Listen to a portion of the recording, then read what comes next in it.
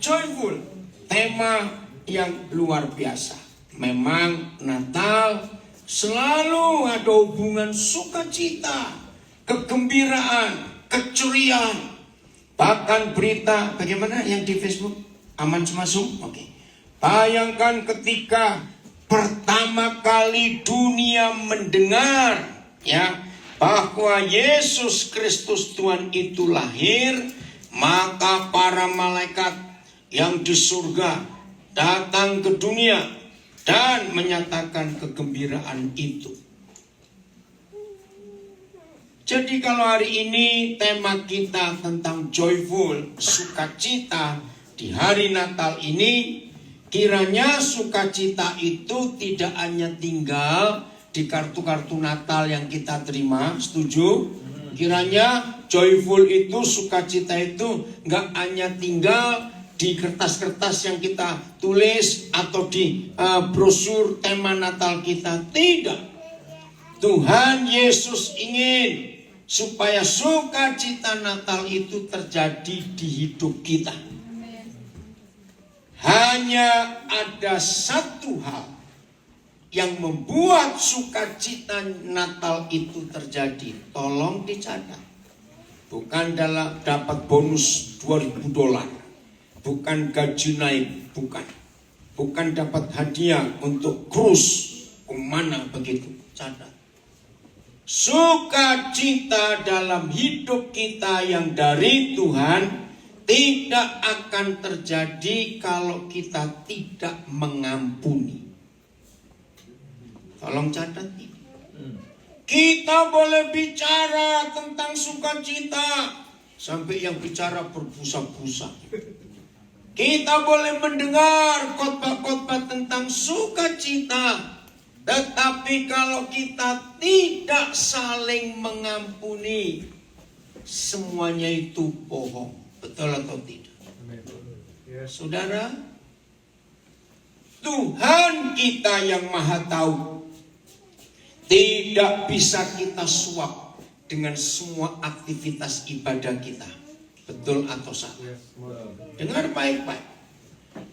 Tuhan kita yang Maha Tahu, yang hari ini kita rayakan kedatangannya, kelahirannya, tidak bisa kita suap dengan persembahan-persembahan kita, mau berapa ribu dolar sekalipun. Dia tahu isi hati kita masing-masing. Mengampuni itu mutlak. Natal itu justru bukti yang Maha Besar pencipta alam semesta mengampuni kita. Betul atau tidak? Amen. Maka itu Tuhan Yesus datang. Saya ulangi lagi, Natal itu adalah bukti bahwa Tuhan itu mengampuni manusia. Katakan amin. Amin. Maka itu kalau Natal ini kita tidak mengampuni sesama kita, maka Natal ini gak akan ada artinya. Betul atau tidak?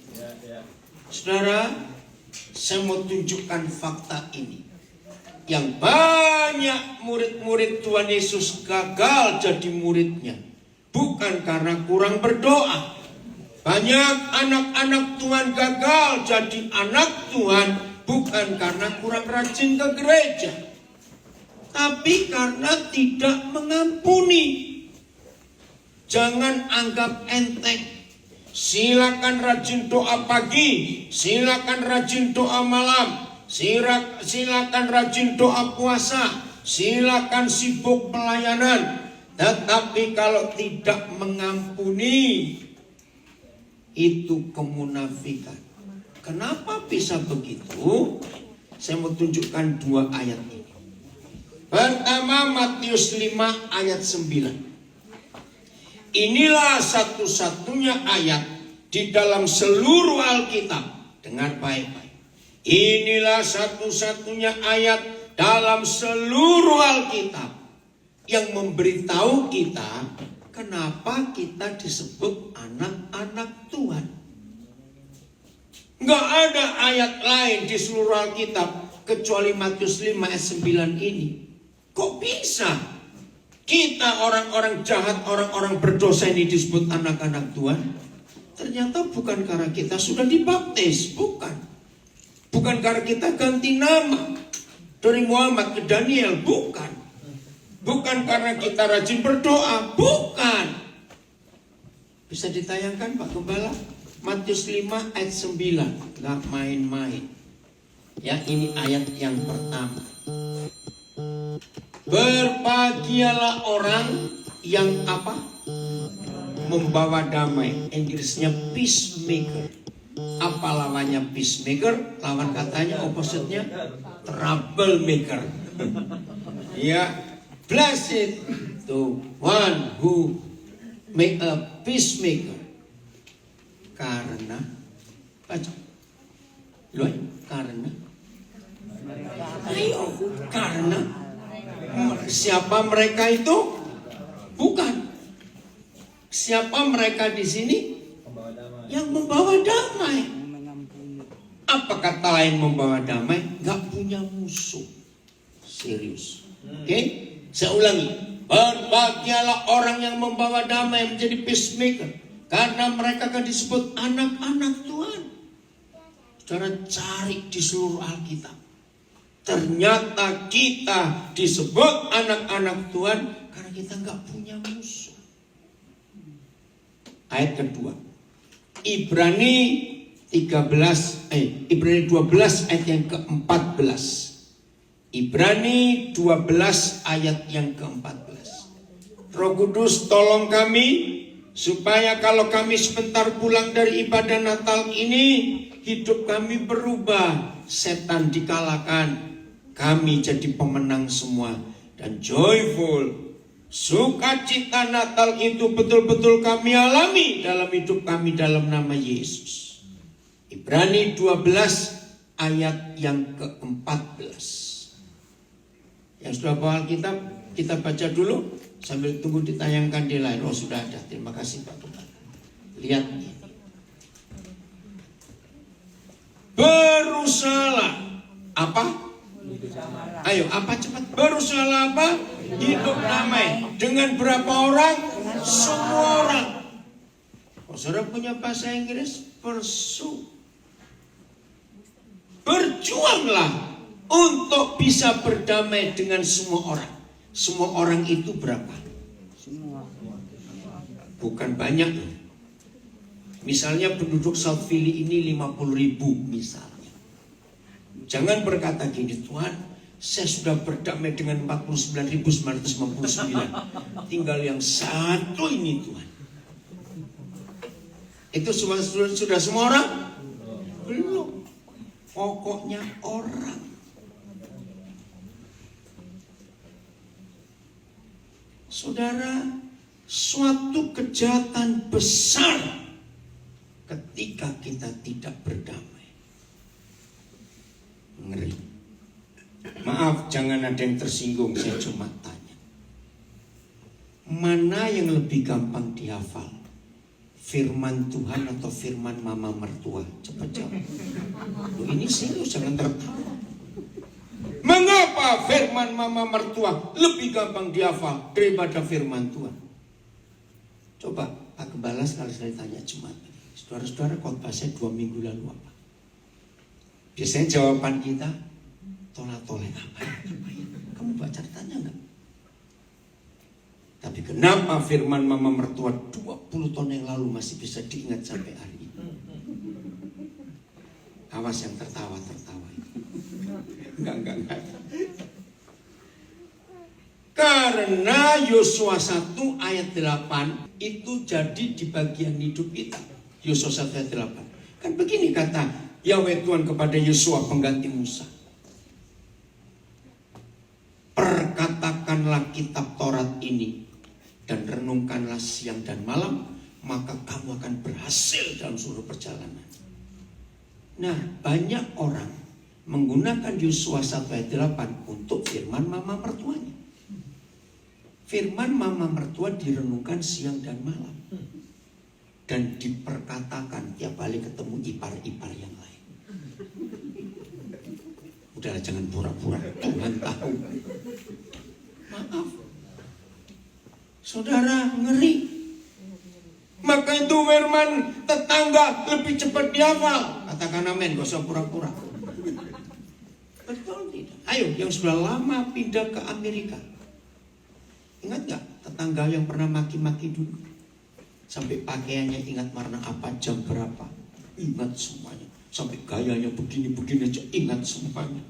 Pada sudah puluhan tahun. Karena direnungkan siang dan malam. Ini keberhasilan setan. Saya berkata, setan berhasil membuat sebagian besar murid Yesus, anak-anak Bapa di surga, gagal disebut anak-anaknya karena kita masih punya musuh. Saya ulangi, berusaha hidup damai dengan semua orang. Dan nah, ini terjemahnya kurang tepat. Yang tepat begini, berusaha hidup damai dengan semua orang dan kejarlah perdamaian dengan semua orang. Sebab tanpa berdamai dengan semua orang, tolong baca yang kuat, yang kencang. Saya ulangi, sebab tanpa berdamai dengan semua orang, 1, 2, 3, tidak seorang pun akan melihat Tuhan. Ingat, di dunia cuma ada 2 kekuatan. Satu Tuhan, kalau pakai bahasa Indonesia balik, dari Tuhan menjadi hantu. Nah, ini yang terjadi. Tolong perhatikan. Kalau kita tidak bisa melihat Tuhan kita, berarti kita bisa ketemu tidak? Ayo jawab dong. Melihat gak bisa, ketemu bisa tidak? Ayo, yang lain jawab. Saya nggak mau terusin kalau saudara nggak jawab. Nggak bisa. Jadi kalau murid-murid Yesus nggak bisa melihat Tuhan, pasti mereka melihat hantu. Ini saya ajak balik ke Indonesia. Saya paling marah kalau ada orang Kristen berkata, "Wih, tante itu bisa lihat penglihatan." Panggil ke rumahmu, suruh ngecek ada setan atau tidak. Tante itu, ya heran juga. Pada dengar tante-tante seperti itu, maaf saya berkata, bertobat. Tidak ada satupun ayat di Alkitab yang berkata kita punya karunia lihat setan. Ngapain? Setuju? Saya kalau ada orang dengar itu punya karunia, saya tengking dia setannya sendiri. Maaf. Ember lagi.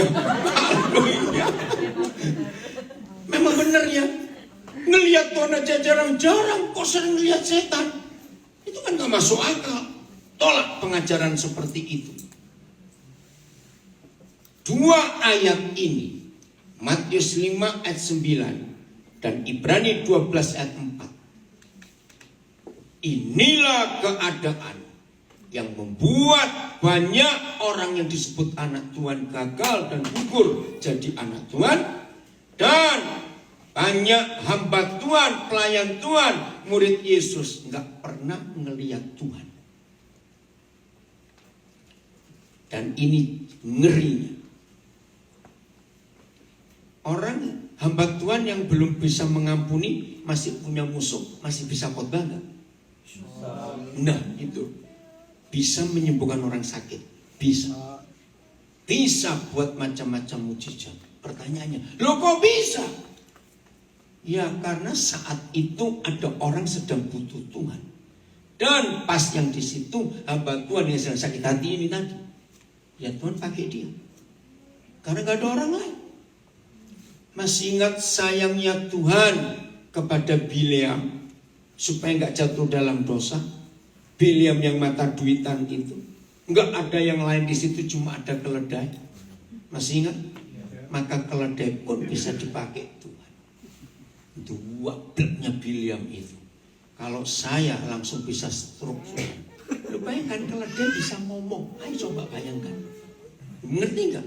Ayo kira-kira kalau nggak ada orang lain, suara dengan seekor keledai, atau keledai itu ngomong aja jujur, bisa kencing-kencing gitu. Lu ya atau tidak saya tanya. Tapi keras kepalanya Bileam, malah dipukulin keledai itu. Maka itu jangan sombong. Kalau kita bisa dipakai Tuhan bukan karena kita hebat.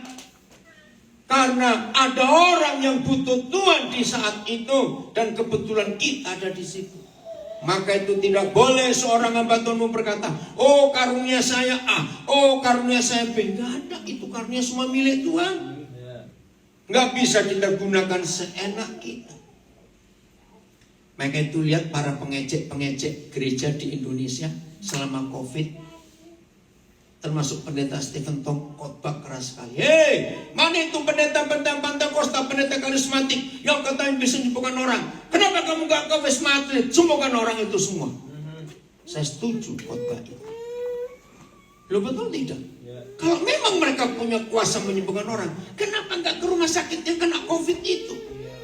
Ternyata selama COVID gak ada demonstrasi.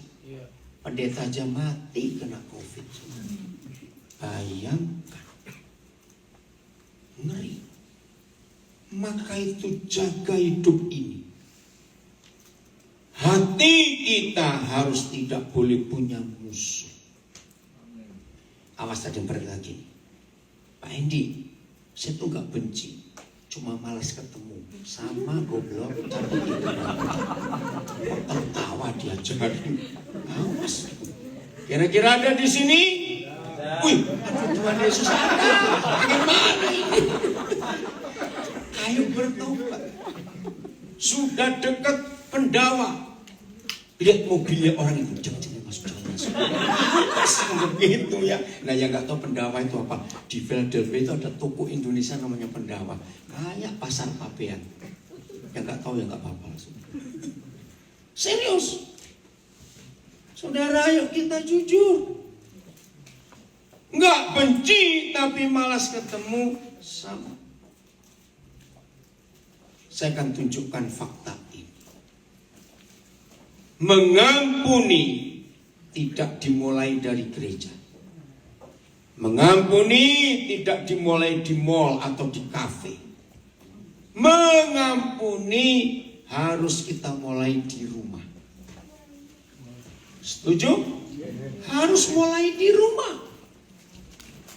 Suami istri, perhatikan baik-baik. Maaf, jangan ada yang tersinggung. Maksud saya, kalau ada yang tersinggung, ya itu orangnya gitu loh. Lo serius ya kalau ngajar begini. Orang yang gak punya luka, mau ditetesin jeruk nipis atau apa, perih gak? Tidak. Nah, kalau orang punya luka, dapat firman, dia tersinggung, itu orangnya. Itu saja. Mengapa tiap kali Tuhan Yesus menyatakan kebenaran? Yang kebakaran jenggot marah-marah pasti imam-imam ahli Taurat orang Farisi. Ya karena memang mereka orangnya. Dengar baik-baik suami istri. Satu-satunya penyebab, perhatikan ya, satu-satunya penyebab anak-anak kita tidak pernah respect kepada kita sebagai papa mama. Apalagi yang hamba-hamba Tuhan. Satu-satunya penyebab anak-anak kita berontak kepada kita. Nasihat kita gak pernah dia dengar. Satu-satunya penyebab papa mamanya munafik. Kalau di gereja kelihatan kayak orang suci, tapi di rumah kayak bajingan dua orang ini. Kalau ngomong kasar papa mama, ngomong sedikit bentak, anak-anak capek. Anak-anak katakan dia gak usah takut pada papa mamamu. Nanti saya latih papa mamamu. Kalau kamu berkata jujur mereka marah. Serius. Untuk saat ini saya berdiri atas nama anak-anak. Capek anak-anak. Kalau lihat papa mama rajin bertengkar. Jawab waktu kita masih kecil. Kalau papa mama kita rajin bertengkar, capek atau tidak?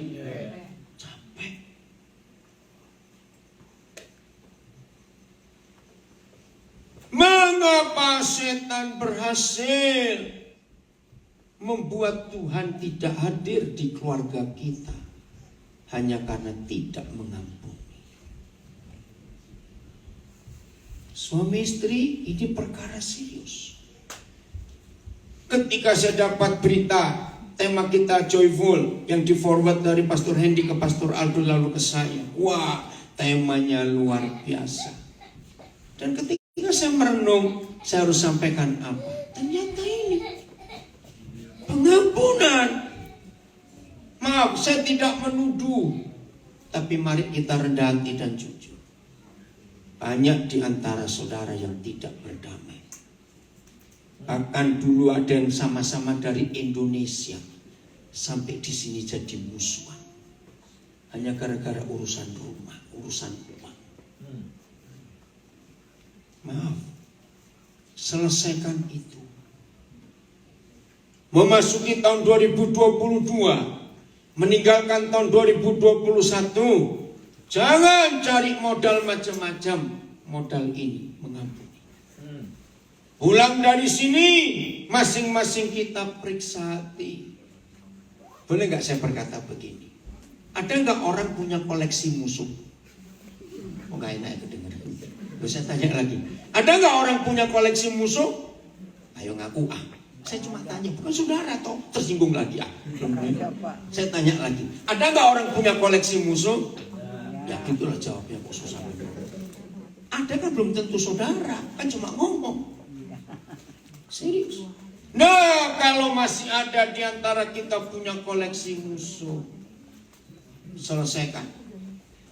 Selesaikan bukan berarti selesaikan musuhmu, bukan. Kamu aja nanti. Artinya ampuni semua. Amen.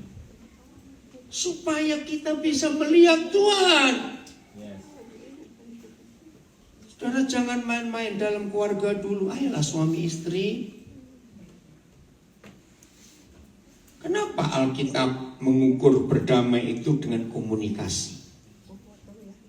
Ya karena ini. Natal itu bukti pengampunan Tuhan kepada manusia. Betul? Maka itu Tuhan bisa berkomunikasi dengan manusia.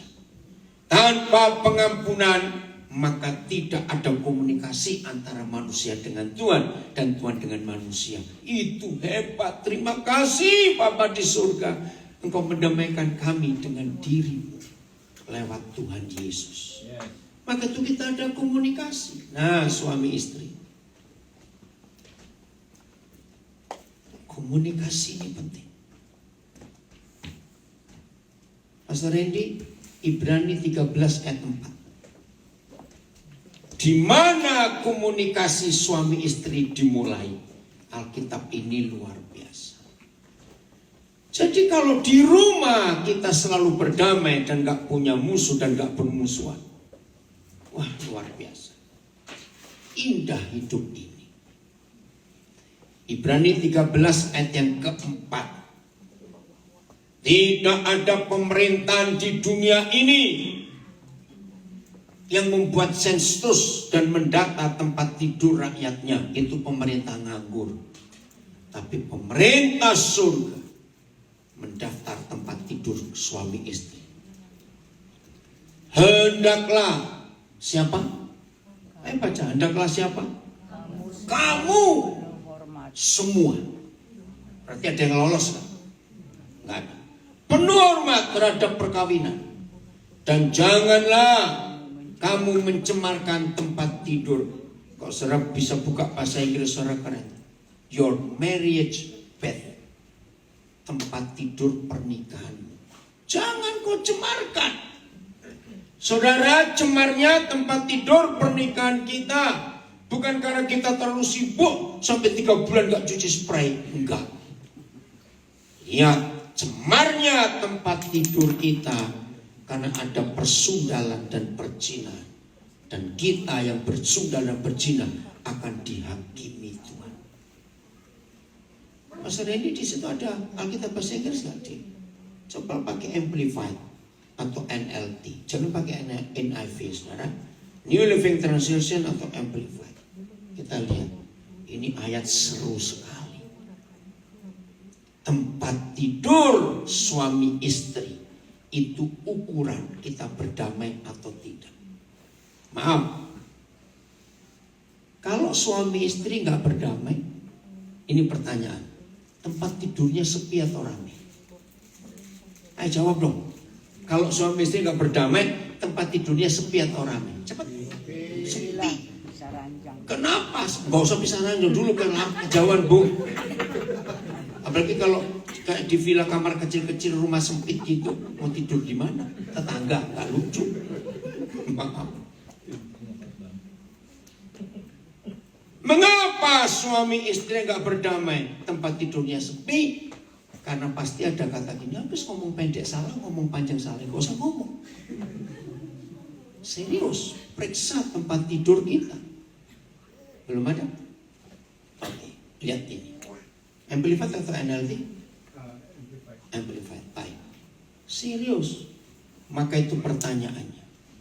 Kapan kita dua suami istri komunikasi enak di tempat tidur? Jangan bilang sebelum William Penn datang ke sini. Serius. Marriage is to be held in honor among all. Saya mau buka rahasia ini dengan dua tokoh di Indonesia. Saya pernah dengar ustadz terkenal namanya A'agim. Dengan anak muda belum tahu. Hebat. Saya masih ingat setiap hari Minggu siang jam 2, jam 14 WIB. Tahun itu dia pasti khotbah live lewat stasiun SCTV. Dan saya punya kebiasaan untuk dengar dia. Memang hebat khotbahnya. 2 kali saya pernah ke pusatnya di Geger Kalong, Bandung. Karena saya kagum dengan dia. Wih, setiap hari itu ribuan orang datang. Itu penjual-penjual makanan, penjual souvenir, keberkatan. Masih ingat kapan pamornya turun? Nah, padahal dihukum mereka kan boleh. Aneh bukan? Di sini ayat itu tertulis di hati orang Islam juga. Bahwa pernikahan harus dihormati. Tokoh sehebat A'agim bisa dibuang karena tidak menghormati istrinya. Apalagi yang terakhir masuk di sosial media, wah habis dia sudah turun mesin 7 kali. Marah itu perempuan-perempuan. Tokoh kedua itu Ahok. Ini Kristen. Kapan pamor Ahok lenyap? Ketika dia menceraikan istrinya. Dari 2 tokoh ini ternyata firman ini sudah tertulis di hati semua orang. Bahwa pernikahan itu harus dihormati. Katakan amin. Ini hebatnya firman Tuhan. That is regarded as something of great value. Luar biasa. Tidak ada Tuhan di agama apapun kecuali Yesus Kristus Tuhan kita yang memberitahu bahwa pernikahan itu a great value. Katakan amin. Surga di bumi. Anak-anak muda, engkau yang belum menikah, jaga dirimu. Hari-hari ini saya lagi bereskan satu pernikahan. Ini suami kurang ajar juga. Istrinya begitu percaya. Setelah 10 tahun, suami ini selingkuh dan punya 3 anak dan perempuan lain. Baru ketahuan. Wih, dari kemarin saya sibuk dengan mereka. Istrinya nangis-nangis. Oke. Lalu saya tanya, kenapa sih? Karena saya kenal keluarga ini. Ini suami baik-baik. Dia ngomong, mungkin roh dari papa saya. Maksudnya, papa saya kawin 3 kali. Saya anak istri kedua. Oh Tuhan, ini jahatnya setan merusak pernikahan. Saudara, perhatikan. And the married bed harus diapakan? Undefiled. Jangan dikotori. Jangan dirusak by immorality or by any sexual sin. For God will judge the sexual immoral and adulterers. Maaf ya, gak usah malu-malu, gak usah pura-pura. Saya akan ngomong apa ada. Maaf. Suami istri yang tidak berdamai tetap bisa melakukan hubungan seks. Maaf. Tapi saudara tahu, nggak ada keindahan dan kenikmatan. Karena belum mengampuni. Katakan ya atau tidak. Kapan perzinahan dan percabulan terjadi dalam pernikahan kita? Jawab pertanyaan saya, nggak usah malu-malu. Biar setan kita telanjangi hari ini, supaya kebencian pergi dari gereja kita dalam nama Yesus. Jawab pertanyaan saya. Kalau suami istri sedang musuhan, wajar atau tidak kalau dua orang ini ingat mantan pacar atau ingat seseorang? Maaf saya tanya. Cepat jawab. Hanya Tuhan Yesus yang memberi hukum. Berzina itu gak perlu ketemu orangnya dan gak perlu di tempat tidur. Ini hukum gila betul, saudara. Karena begini kata Tuhan Yesus. Kalau kamu memandang atau melihat seseorang dan kamu menginginkan, masih ingat firman-Nya? Berarti kita sudah berzina dengan dia bukan di tempat tidur, di pikiran kita. Banyak keluarga Kristen, bahkan pendeta pun tidak mengerti rahasia ini. Ngeri kalau kita tidak berdamai.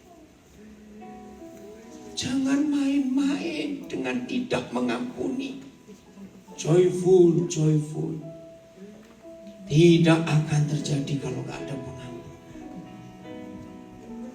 Lagi sekali, mungkin saudara berkata, saya gak benci suami saya gak benci istri saya. Cuma kalau ingat itu. Ada yang pernah ngomong begitu? Terus maksudmu apa kalau ingat? Ingat apa? Ngerti pertanyaan ini? Berdamai hari ini. Dan jangan saling menuduh. Itu gara-gara kamu. Tidak. Dua orang yang menjadi suami istri, catat, kalau satu salah, dua-dua pasti salah. Ingat itu. Enggak ada satu salah, satu benar. Tidak ada. Saudara, jangan main-main dengan Natal. Raja damai datang. Kita harus penuh dengan perdamaian dalam hidup ini. Please. Kita bisa ini sulit mengampuni. Saya harus tutup karena waktunya. Ada 3 penyebab kenapa kita tidak mengampuni. 3 penyebab. 1, karena kita sombong. Aku gak salah, dia yang salah. Aku benar. Ingat, surat 1 Yohanes berkata, gak ada orang benar di dunia. Oh gak, amin. Semua kita berdosa. Gak ada orang benar. Dan saya sering ketemu orang-orang sombong ini. Kalau dinyatakan kesalahannya, pasti ngomongnya, loh maksudku gak begitu. Ini orang kurang ajar betul. Terus maksudmu apa kalau gak begitu?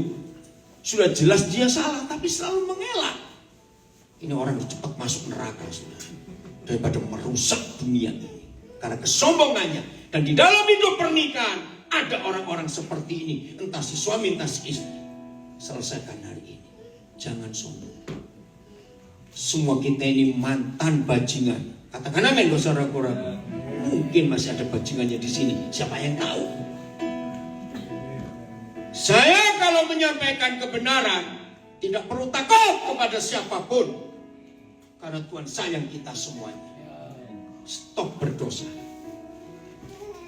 Ini penyebab pertama tidak mau mengampuni. Karena sombong. Aku ini benar, kamu yang salah. Bertobat. Nomor 2, karena dirugikan. Gara-gara perbuatanmu aku ini rugi.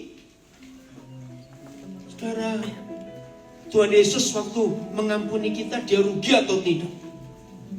Ayo jawab, rugi atau tidak? Sangat rugi. Pastor Aldo bilang rugi banget, betul. Maka itu kita gak perlu takut untuk dirugikan. Ampuni dia. Yang ketiga, kenapa kita gak bisa mengampuni? Karena kita ingin balas dendam. Ngeri tiga-tiganya. Seandainya ada di antara saudara gak suka khotbah saya hargai saudara. Tapi tapi jujur pada diri sendiri.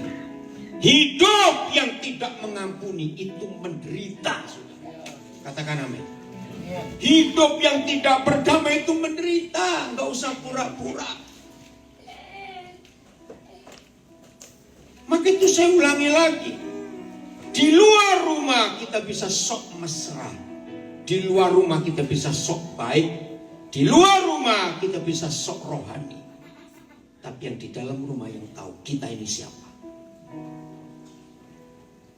Jujur ya suami istri. Jujur ya anak mantu dan mertua, jujur.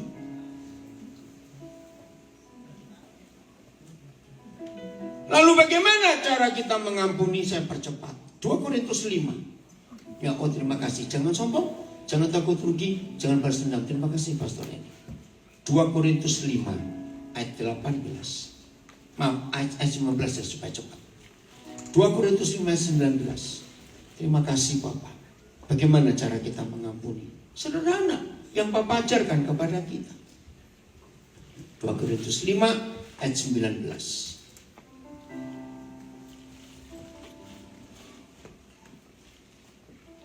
Ayo kita lakukan firman ini supaya the joyful of Christmas itu jadi bagian kita. Bagaimana cara Bapak mengampuni kita? Maka itu yang kita pakai untuk mengampuni saudara kita. 2 Korintus 5, 19.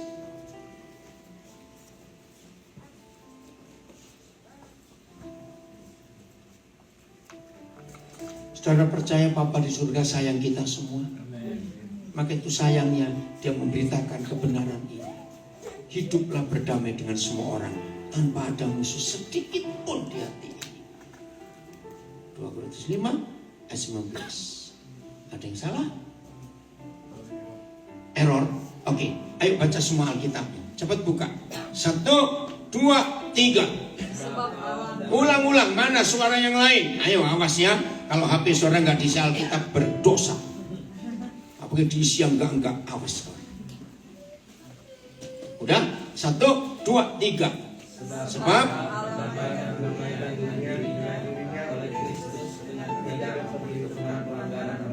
ya, terus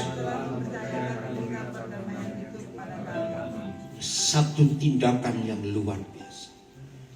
Bagaimana cara Papa mendamaikan kita dunia jahat ini dengan dirinya? Oleh Kristus, dengan tidak memperhitungkan pelanggaran-pelanggaran kita yang kemarin-kemarin. Maka itu begini, jangan ada yang berkata, saya mengampuni kok, tapi dia harus ketemu saya dulu. Ini SMS-nya tahun 2004. Ada yang seperti itu. Saya mengampuni, tapi ini kwitansi utangnya. Suami istri, stop kamu berkata, sudah capek aku ngampuni kamu. Selama kita menikah 3 tahun, sudah 4.014 kali. Hah? Banyak sekali dihitungin. Aku mengampuni kamu. Stop. Jangan ingat yang dulu-dulu. Setuju? Kalau tidak masuk neraka. Loh kok bisa? Karena begini kata Tuhan Yesus dalam doa Bapa kami. Ampunilah, cepat, ampunilah kesalahan kami seperti kami juga telah mengampuni orang bersalah pada kami.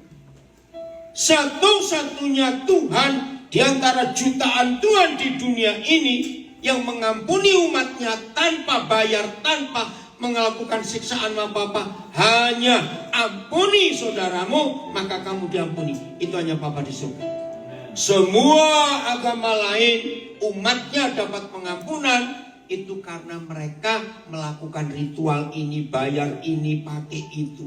Itu pun masih ditimbang lagi oleh tuannya, ribet benar. Tapi Bapa kita cukup satu langkah.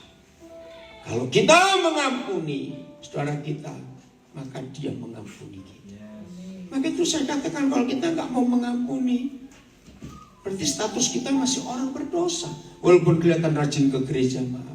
Saudara, sungguh Papa sayang kita semua. Hari ini dia ingin kita menikmati sukacita Natal. Setuju? Amin. Ampuni dulu siapa saja. Tapi gimana kalau sudah meninggal? Nggak apa-apa. Sebut namanya. Tuhan, aku mengampuni saudaraku. sebut nama. Maka kalau kita hidup seperti ini, sukacita Natal akan nyata di hidup kita. Amin. Mari kita menghampiri Tuhan, saudara.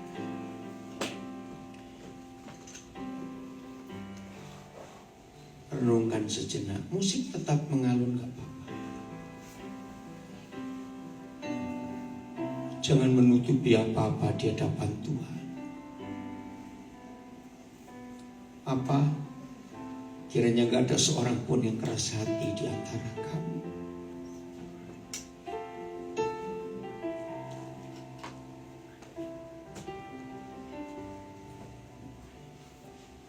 Terima kasih keyboardis, ini lagu bagus. Inilah bukti kasih Tuhan kepada kita. Ayo berdamai, saudara, berdamai. Kalau saudara lupa, minta Roh Kudus mengingatkan. Siapa yang belum aku ampuni ya Tuhan, dia pasti mengingatkan.